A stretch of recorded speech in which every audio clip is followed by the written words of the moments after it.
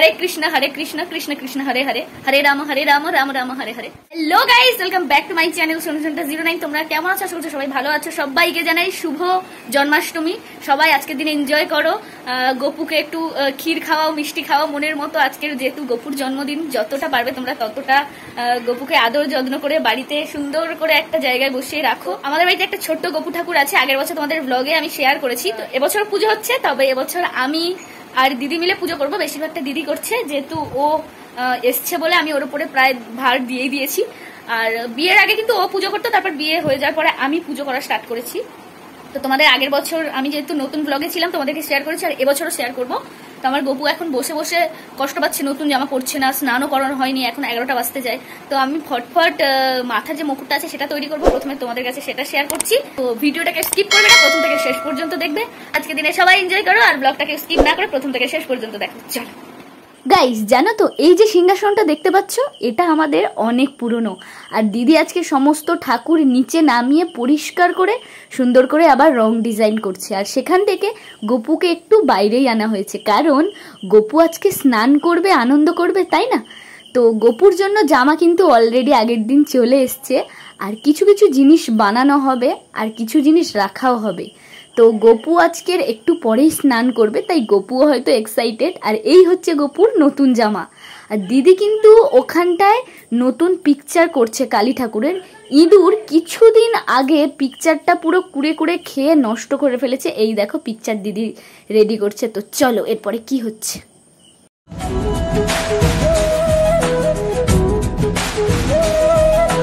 Guys, গোপুর মুকুটটা তো ready করে video করতে গিয়েছিলাম বাইরে, আর এসে দেখলাম দিদির কিন্তু পিকচার বানানো পুরো সিংহাসনটা কমপ্লিট হয়ে গেছে, আর একটু ডিজাইন করছে।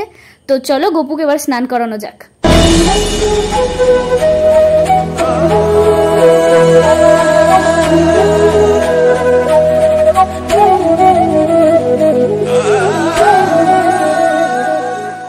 গাইস, গোপুকে তো স্নান করিয়ে গাটা সুন্দর করে মুছিয়ে দেওয়া হলো। এবার ও তাড়াহুড়ো করছে কখন আমি নতুন জামাটা পরবো।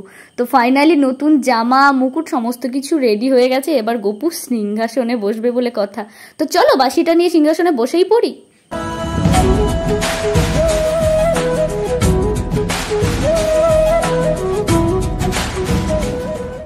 গাইস, গোপুরের জন্মদিন বলে কথা, আর ওর জন্য বিভিন্ন রকম খাবার না করলে হয় বলো?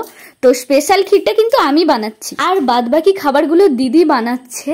তো সত্যি বলতে আমার শরীরটা খুব একটা ভালো না, আমি বসে উঠতে পারছি না। তো যতটা পারছি আমি খাবার বানানোর চেষ্টা করছি, আর তোমাদেরকে শেয়ার করারও চেষ্টা করছি। তো যাই হোক, বলতে বলতে সন্ধ্যাও হয়ে গেল, আর গোপুকে কিন্তু অনেকক্ষণ আগে স্নান করিয়ে সিংহাসনে বসিয়ে দিয়েছি। ও বেচারার খিদেও পেয়ে গেছে হয়তো।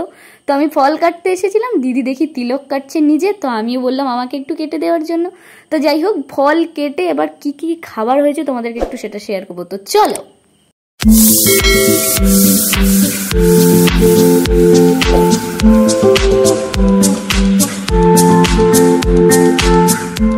গাইস, তখন থেকে আমি পেছনে ভিডিও করছি আর একভাবে গোপুকে দেখছি, আমার যেন মন ভরে যাচ্ছে।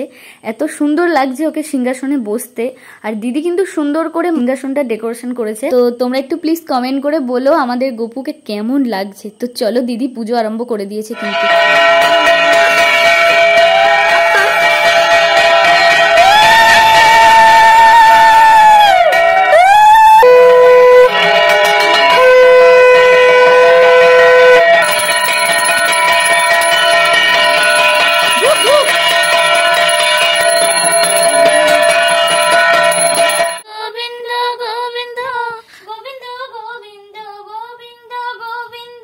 গাইস, ঠাকুরকে খেতে দিয়ে আমি বাইরের মঞ্চটা একটু প্রদীপ জ্বালিয়ে ধূপ জ্বালিয়ে এসছি। তো 5 মিনিট হয়ে গেছে, গিয়ে দিদি যা নিয়ম করার ঠাকুরের সব নিয়ম করছে, আর আমি ওপর থেকে একটু ভিডিও করছিলাম। বললাম যেহেতু আমার শরীরটা খুব একটা ভালো ছিল না, তো আমি উপোস টুপোস করেছিলাম, কিন্তু পুজোর দায়িত্ব দিদি নিয়েছিল। তো চলো এরপরে আরো কি করছে না করছে তোমাদেরকে একটু শেয়ার করি।